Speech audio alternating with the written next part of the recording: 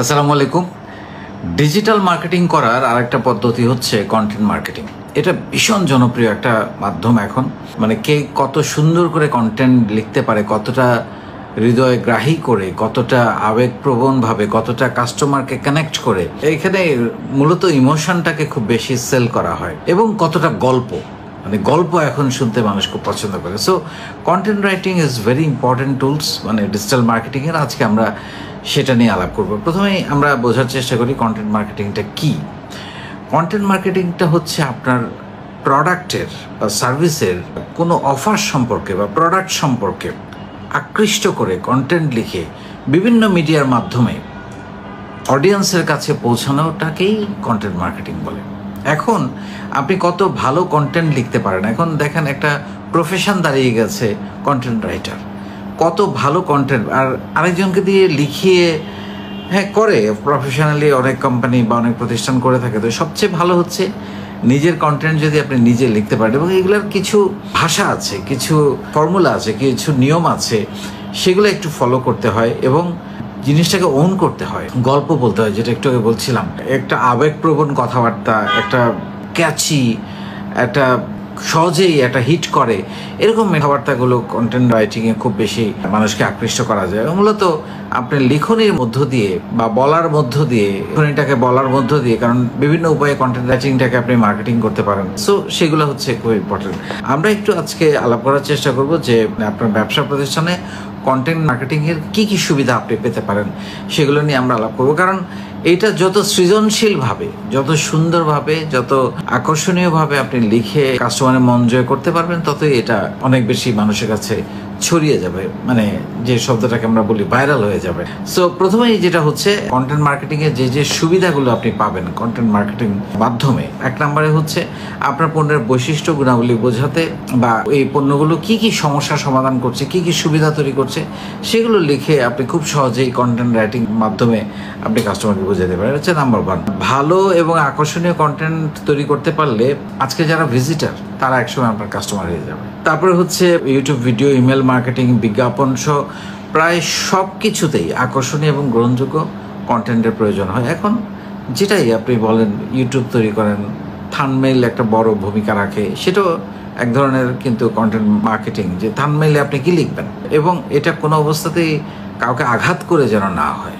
মানে এটা প্রশ্ন তৈরি করে, মানুষের আগ্রহ তৈরি করে, আকাঙ্ক্ষা তৈরি করে, দেখার বা জানার বা শোনার একটা আগ্রহ তৈরি করে, সেরকম হইতে হবে জিনিসটা।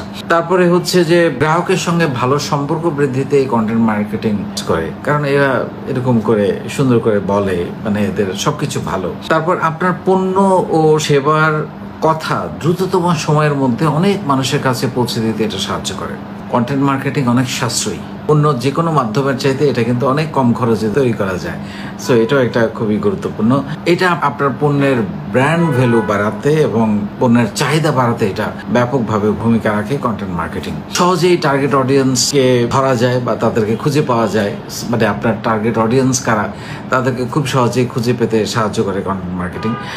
আরেকটা হচ্ছে আপনার নিজের ব্যবসায়িক প্রতিষ্ঠানের ব্র্যান্ডের নির্ভরযোগ্যতা এবং বিশ্বস্ততা তৈরিতে, ব্র্যান্ড ভ্যালু যেটাকে বলি আমরা, যেটাকে ব্র্যান্ডিং বলি আমরা, সেটা তৈরিতে এটা খুব ভীষণভাবে সাহায্য করে। কী কী ধরনের কন্টেন্ট মার্কেটিং হয় সেগুলো আমরা একটু আলাপ করে ফেলি। একটা হচ্ছে ভিডিও কন্টেন্ট। এটা তো আপনারা সবাই জানেন, ভিডিও কন্টেন্ট তৈরি করে, যেটা আমি এখন করছি আপনাদের জন্য। ভিডিও কন্টেন্ট তৈরি করে কন্টেন্ট মার্কেটিং করা যায়, এটা একটা কন্টেন্ট। আমি যেটা এখন বানাচ্ছি এটাও একটা কন্টেন্ট। সো এরকম ভাবে আপনি করতে পারেন।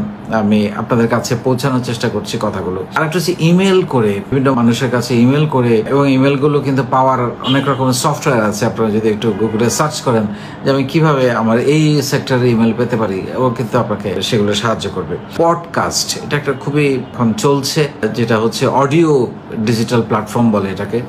পডকাস্টের মাধ্যমে, মানে আমরা আগে রেডিওতে যেটা করতাম সেটা এখন অডিও করে সোশ্যাল মিডিয়াতে পডকাস্টের মাধ্যমে কিন্তু এটা খুব সহজেই দ্রুত মানুষের কাছে পৌঁছে যাওয়া যায়। তারপর হচ্ছে ব্লগিং। আমরা জানি যে অনেক সুন্দর সুন্দর ব্লগ লিখে অনেকে ব্লগিং করেও আপনার এই কন্টেন্ট মার্কেটিং করা যায়।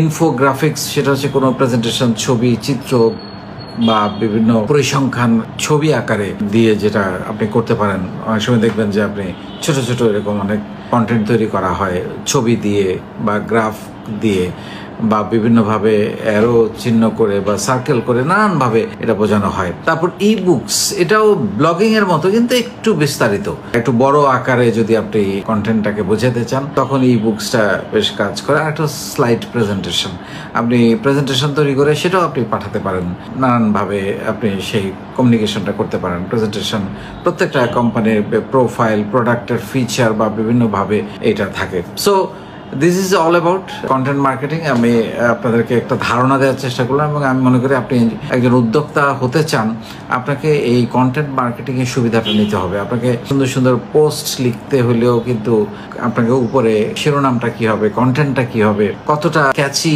ভাবে এটা তৈরি করা যায় যাতে একটু মানুষ চোখ বুলিয়ে নিতে সাহায্য করে, সেটা খুবই ইম্পর্টেন্ট।